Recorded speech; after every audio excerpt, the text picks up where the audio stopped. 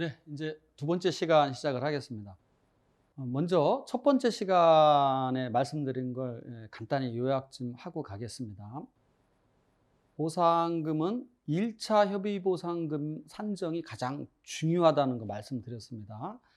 그래서 1차 협의보상금이 산정에서 가장 중요한데, 그 중에서 뭐가 가장 중요하냐면 기타 요인, 토지보상금 중에 기타 요인, 보상 선례와 매매 사례가 어떠한 사례가 채택되느냐, 이 부분이 가장 중요합니다. 그래서 여러분들이 보상 선례와 매매 사례를 잘 찾아서 사업시행자와 감정평가사에 제출을 해서 어필을 해야 된다, 그런 말씀을 좀 드렸습니다. 그리고 여러분들이 영업보상은 여러분들 보상 대상자가 자료를 제출하지 않으면 사업시행자는 상당한 어려움을 가질 수밖에 없습니다. 왜냐하면 여러분들이 자료를 내지 않으면 사업시행자는 감정평가를 할 자료가 없습니다. 혹자는 세금 낸 자료로 한다, 또는 그냥 옆에 사람과 비슷한 통계로 한다, 이렇게 하는데, 이런 것은 다 틀린 말입니다. 그렇게 하면 보상은 완전 보상 원칙인데 그 부분에 반하는 겁니다. 그래서 여러분들이 용업보상이 굉장히 중요하고 여러분들이 큰 협상의 하나의 힘을 갖고 있다, 그래서 말씀드렸습니다. 자, 두 번째 시간에 이제 투기금지, 투기하면 안 됩니다. 투기하면 안 되고, 그 다음에 수목식재, 역시 이미 3기 신도시 뭐 한다라고 발표하면 이미 나무 심고 안 되는 겁니다. 나무 심으면 일단 불가능합니다. 그 다음에 또 벌통을 갖다 놓고 이런 분들이 있는데, 사실 사업시행자가 다 알고 있습니다. 이미 벌통을 사업 발표하기 전에 벌통이 있는지 없는지 다, 어떠한 지역에 공익사업을 수행하면 이미 다 조사를 마쳐 있습니다. 근데 뒤늦게 벌통이나 막 나무 심고 이렇게 하면 잘못하면 형사처벌된 사례도, 실제 있습니다. 형사처벌된 사례도. 그리고 나무는 이전비로 보상을 하기 때문에, 나무는 이전비로 보상하니까 나무가 살지 못하면 결국은 손해입니다. 손해. 그리고 자연님, 우리가 그냥 자연적으로 임야에 있는 나무는 보상을 안 합니다. 당연히 건물도 신축이 불가능하죠. 공표 후에 뭐 지은 건 보상도 안 해줍니다. 몇 푼 안 되는 돈을 더 받으려다가 여러분들이 가장 중요한 이주대책, 생활대책, 생계대책에서 여러분들 주장을 펼칠 수가 없습니다. 그래서 단 행위 제한 예외 사유는 가능합니다. 행위 제한 예외 사유가 뭐냐? 밭에다 비닐하우스, 농사 짓기 위해서 비닐하우스 만드는 거, 이건 막을 수가 없습니다. 이 부분은. 어쨌든 투기 금지하고 수목식재 하지 마라, 이런 거 함부로. 자, 이제 그러면 여러분들이 또 이제 사업시행자가 어려워하는 대목 중에 하나가, 보상을 할 때 참 이 대목에서 한 가지 또 강조하고 싶은 것은, 여러분들이 보상을, 정당 보상을 받으시기를 원한다면 역지사지를 자꾸 생각을 해보시면 됩니다. 내가 사업시행자라면 과연 어떨까? 내가 사업시행자라면, 그런 생각을 해보시면 됩니다. 자, 이렇게 나무를 조사하려면 이렇게 수관폭, 그 다음에 수관고 해서 또 흉고 직경, 근원 직경, 이거 일일이 다 조사를 해야 됩니다. 그래서 이건 HW, BR 해서 굉장히 어렵죠? 참 어렵습니다. 근데 이 부분을 어떤 분들은 스스로 다 적어다 주시는 분도 계세요. 스스로. 참 모르겠습니다. 왜 스스로 적어다 주시는지. 사업 시행자가 하실 일인데. 자, 그 다음에 이제 수종별, 나무는 크게 나누면 조경수하고 유실수, 과일나무죠. 크게 조경수와 유실수로 구분할 수 있습니다. 물론 하나 더 있죠. 잡목들도 있습니다만, 잡목도 크게 보면 내가 심어서 가꾸는 건 전부 다 조경수로 보면 됩니다. 그래서 조경수와 유실수인데, 조경수는 100% 이식비죠. 근데 만약에 이식비보다 나무를 차라리 사버리는 게 낫다, 그러면 취득비입니다. 근데 취득비보다는 대부분 이식비가 쉽겠죠. 그러나 이 유실수는 이야기가 틀립니다. 유실수는 나무를 이식하면 과일이 열리지 않는 그 나이가 있습니다. 수령이라고 그러죠, 수령. 그래서 그 수령이 이렇게 여기 쭉 표에 정리되어 있습니다. 그래서 이 수령이 예를 들어서 사과나무는 5년 이하짜리만 이식을 할 수 있는 겁니다. 그러니까 예를 들어서 사과나무가 심은 지 7년짜리다. 그러면 이 사과나무는 어떻게 보상한다? 이식비다, 취득비다. 즉 이식이 안 되니까 당연히 취득비로 보상한다는 뜻입니다. 조경수하고 좀 틀립니다. 이거 표를 여러분들이 잘 보시고. 그 다음에 이제 최적 수확 수령이라는 게 뭐냐? 유실수 중에 가장 보상금이 많이 나오는 수령이 언제냐? 그래서 뭐 일반 배 같은 경우에는 21년짜리 배가 25만 6천 원 정도 이렇게 보상을 받습니다. 포도나무는 뭐 10년짜리가 한 5만 3천 원 보상 정도 받습니다. 그래서 여러분들이 이것도 한번 참고하셔서 요때 요 정도 보상을 받는구나 라고 생각을 하시면 됩니다. 그런데 여기서 한 가지 큰 의문이 들죠? 나무 나이를 뭐 18년, 19년 차이가 나는데 그거 어떻게 알죠? 어떻게 알죠, 나무 나이? 여러분들이 말 안 하면 사업시행자가 정확히 알 수 있을까요? 하여튼 이 정도로 얘기하겠습니다. 여러분들이 잘 나무 나이 아는 거 정말 어렵습니다. 물론 10년 차, 20년 차는 알 수 있겠죠. 10년 차, 20년 차는 알 수 있지만 12년 차인지 15년 차인지 구별이 될까요, 과연? 여러분들 여기서 상당히 힌트를 얻으시면 될 것 같습니다. 그래서 제가 최적 수확 수령 가장 비싼 가격을 여기다가 적어 놓은 겁니다. 자, 그 다음에 이제 직접 보상. 여러분들이 갖고 계시는 토지, 그 다음에 지작물. 지작물이라고 하면 토지 이외에 눈에 띄는 모든 물건, 즉 뭐 건물이라든지 나무라든지 모든 물건을 지작물이라고 합니다.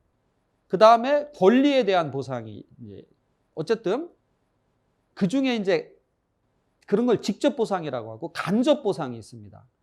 그래서 아까 처음 시작할 때 제가 직접 보상금에서 만족이 좀 어려우면 간접 보상에서 만족도를 높여야 된다라고 해서 가장 중요한 간접 보상이 바로 이주 대책입니다. 그래서 3기 신도시도 이주 대책에서 여러분들이 상당 부분 신경을 쓰셔야 됩니다. 지금 다행히 뭐 정부 발표나 사업시행자 발표를 보면 여러분들 목소리를 많이 반영을 해주겠다라고 합니다. 그래서 참 그동안 힘들었던 것들을 좀 소개를 합니다. 소개를 하면 이주대책에서는 이주자 택지를 받든가 아니면 아파트 수분양권을 받든가 아니면 이주 정착금을 받습니다. 그런데 뭐 여러분들한테 대부분 관심사는 이주자 택지겠죠. 이주자 택지. 그래서 자, 여기 나오는 그림은 제가 이제 주도해서 만든 탕정지방산업단지의 아산 지중해 마을이라는 곳입니다. 여러분들이 한번 당장 검색을 해보면 정말 아름다운 마을이 조성돼 있고 지금 이 마을은 뭐 예를 들어서 어떻게 조성을 한 거냐면 공동 설계 주민들이 공동으로 필지를 블록을 받아서 공동으로 이렇게 통일적으로 설계를 하고 시공을 하고 심지어 임대도 5년 동안 주민들이 공동으로 임대를 했습니다. 그래서 지금 현재 아산 지중해 마을이라는 멋진 마을이 탄생되어 있습니다. 그래서 여러분들도 3기 신도시 주민대책위원회 여러분들도 정말 이 부분을 좀 벤치마킹 하셔서 여러분들 이주자 택지를 제대로만 조성해도 탕정 같은 경우에는 지금 조성가보다 지금 거의 뭐 2.5배 이상 건물값이 지금 올랐습니다. 그래서 뭐 심지어 다 쓰러져가는 집 한 채 한 3천만 원 보상받으신 분이 있는데 뭐 그분도 여기 건물주로 지금 계시는 분도 있습니다. 그래서 탕정지방산업단지를 좀 참고하시고 그다음에 이 분양권 매매는 무효다라고 좀 대법원 판례를 소개해 놨는데 이주자 택지를 그 사업 시행자하고 계약을 하기 전에 미리 사고 팔면 다 무효입니다. 이거 명심하셔야 됩니다. 그래서 혹시 보상을 받는 분이 아니라 내가 이주자 택지를 한번 사보겠다라고 생각하시는 분, 그 사는 시기는 그 원주민, 그분이 사업 시행자와 계약을 체결한 이후에 매매를 한번 하는 허용이 되지만 그 이전에 사면 전부 무효입니다. 그래서 상당히 어려움에 봉착을 합니다. 요 판례 꼭 확인하시기를 바랍니다. 그러면 세종시 이제 가장 모범적이란 탕정지방산업단지는 정말 멋지고, 그 다음에 이제 세종시 이주대책이 굉장히 모범적입니다. 세종시 이주대책의 종류를 보면 주거 전용 단독주택지, 그 다음에 블록형 단독주택지, 특이한 게 바로 이 아파트 부지입니다. 이 아파트 부지. 아파트 부지를 30평을 줘서 용적률 200%를 적용하면 30평대 아파트 두 채를 짓는 거죠. 그래서 한 채는 내가 살고 한 채는 팔아서 이 건축비에 충당을 하는 그런 구조입니다. 그리고 아파트 특별 공급, 이렇게 네 가지가 있습니다. 그래서 여러분들도 가장 이제 제가 지금 이 아파트 부지는 뭐 당시에 저하고 또 그때 한국토지주택공사인데 또 주민들 이렇게 해서 어쨌든 아파트 부지가 탄생을 했는데 상당히 효과가 좋았던 거를 같습니다. 그래서 여러분들도 한 번쯤은 생각을 해보시기를 바라고, 아산 탕정의 아산 지중해 마을처럼 이 블록형 단독주택지도 한번 받으셔서 한번 이 멋진 여러분들만의 마을을 만드셔서 재정착에 큰 도움을 받기를 바랍니다. 자, 그 다음에 이제 생활대책이라는 게 있는데요. 아까는 이주대책이고, 이제 생활대책은 법에는 규정이 없습니다. 법에는 규정이 없고, 사업시행자가 내규로 만듭니다. 내규로 만들어서 시행을 합니다. 사업시행자가 내규로 만들어서 시행을 합니다. 그리고 공급 대상자, 누구한테 공급을 해줄 거냐, 공급 면적이 사업시행자별로 다 다릅니다. 자, 요게 무슨 뜻이냐? 그 지역의 보상대책위가 잘 활동을 하면 면적도 막 늘어납니다. 면적도 늘어납니다. 심지어 공급 대상자도 조금 더 폭넓게 넓혀줍니다. 그래서 이런 부분들이 과연 여러분들이 사업시행자 잘 협상 영역에 있습니다. 그래서 공급 대상자는 누구냐? 통상 이주대책 대상자, 즉 집 가진 분, 그 다음에 영업보상 받으신 분, 장사하시는 분, 그 다음에 축산, 그 다음에 영농보상 받으신 분한테 공급을 합니다. 통상은 8평 정도 되는 근린생활시설 용지를 줍니다. 그래서 이걸 모아서 조합을 결성을 해서 상가조합을 결성해서 근린상가를 짓는 것을 말합니다. 그래서 이 생활대책은 법에는 없지만 사업시행자가 내규에 의해서 시행을 한다. 근데 지금 판례에 의하면 예전에는 법에 없고 사업시행자 내규이기 때문에 재량이다 이렇게 얘기했는데, 지금 법원은 이제 이 부분이 거의 사업시행자가 내규에 정한 이상 그 내규대로 반드시 따라야 된다라고 해서 법원이 강화하는 추세에 있습니다. 그 다음에 이제 생계대책, 이 생계대책이라는 용어는 저희 법무법인 강산에서 뭐 처음으로 사용한 용어입니다. 이제 제가 그 탕정지방산업단지와 그 다음에 세종시 아마 그 이전 2010년 이전에는 거의 웬만한 대책위에 제가 거의 다 자문을 했던 걸로 기억이 하는데요. 어쨌든 이제 이런 생각을 제가 한번 해봤습니다. 어떤 생각을 해봤냐?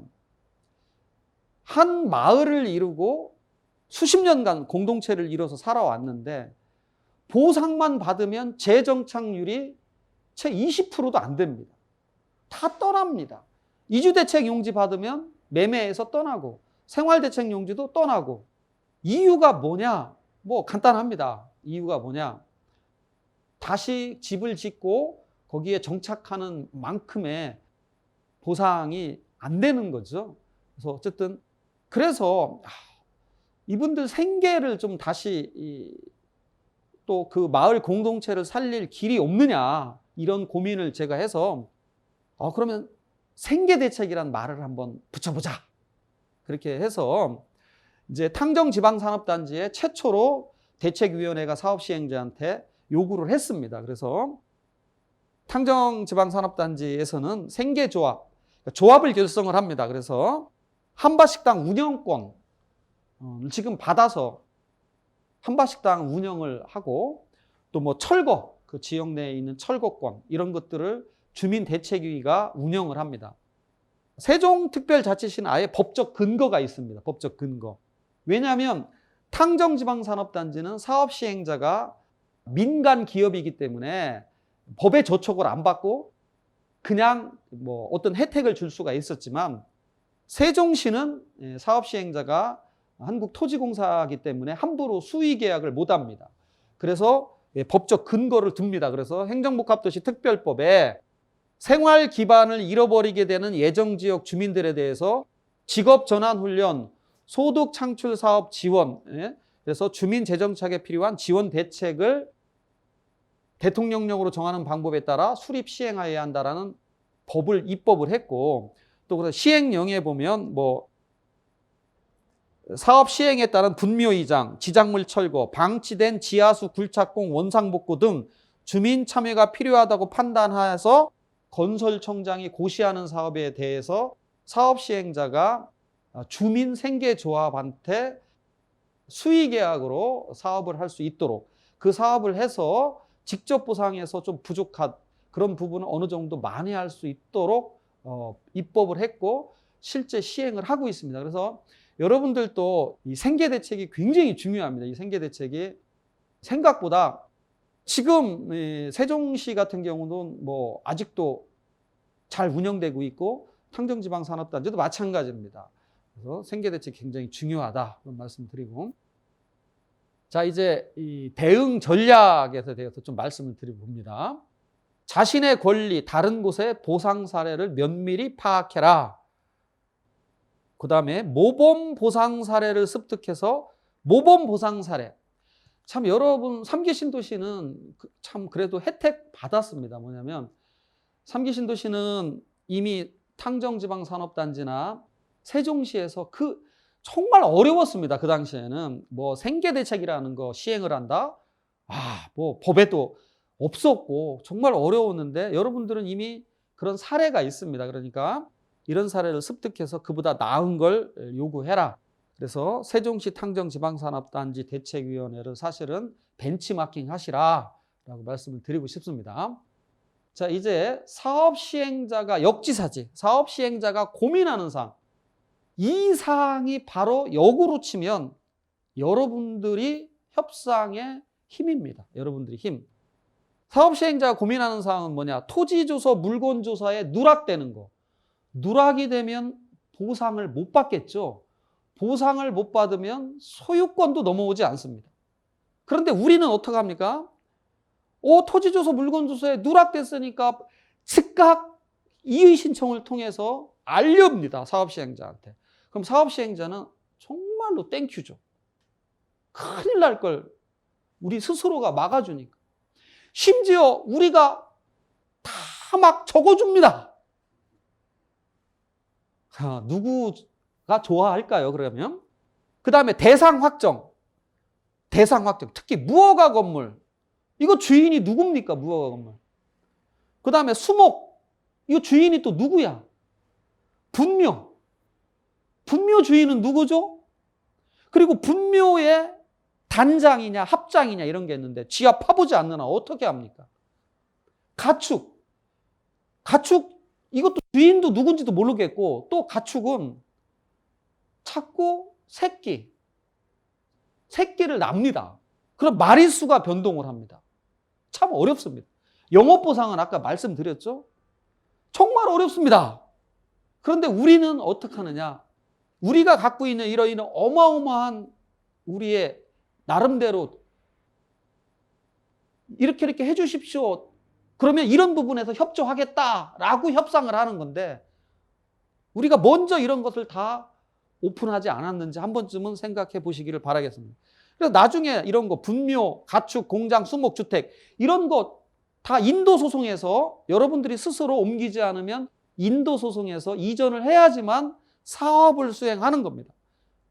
사업 시행자는 그냥 읽겠습니다. 이 부분은 제가 괜히 감정이 들어가면 안 되니까 지작물 조사를 제대로 마치면 그걸로 끝입니다.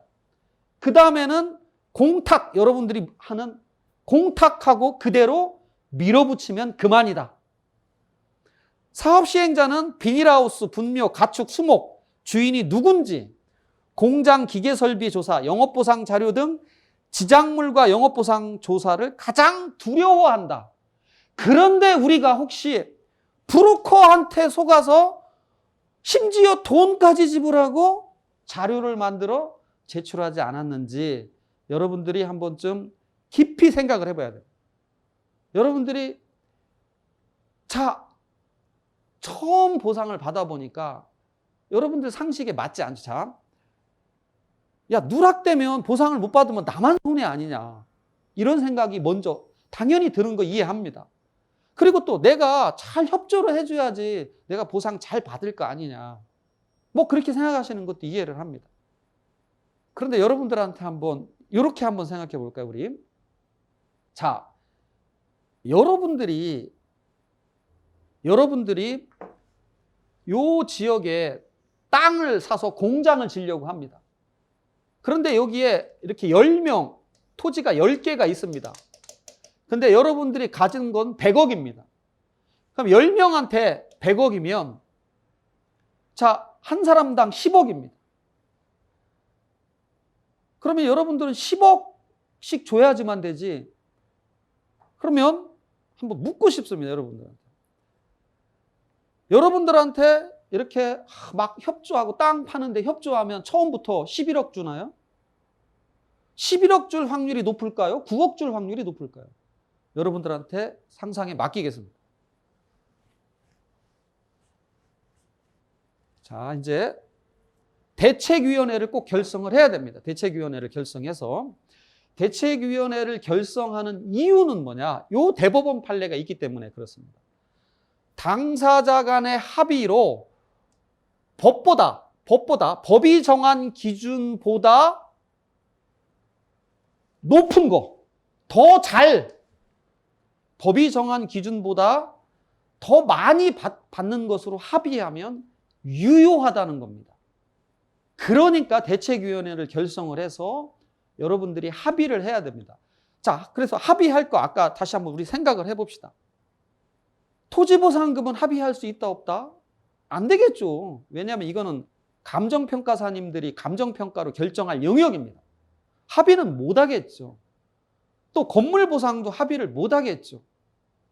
하지만 나름대로 공감대 형성할 수 있다고 말씀드렸죠. 자, 토지보상금에서 가장 중요한 기타 요인, 그중에 보상선례, 매매 사례를 어떤 것을 채택할 거냐, 최소한 공감대는 형성을 할 수 있을 거라고 생각을 합니다. 공감대. 여러분들이 그래서 대책위원회를 결성해서 합의를 하는 겁니다. 자, 나머지 간접보상, 이주대책, 생활대책, 생계대책은 전부 합의입니다. 이제 다 합의에 들어와 있는 겁니다. 어떠한 이주대책을 시행할지, 아까 아파트 부지를 줄지 말지, 블록형으로 줄지, 가격은 어떻게 줄지, 블록으로 줄지 따로 줄지, 생활대책 용지도 중심 상업 용지를 줄지 아니면 근린을 줄지, 몇 평을 줄지, 누구한테 줄지 다 합의입니다. 그래도 대책위 결성해야 됩니다. 그래서 통상 영업보상은 3개월, 지금은 4개월인데 과거에 대책위가 23개월로 합의한 적도 있습니다. 그래서 대책위가 필요한 겁니다.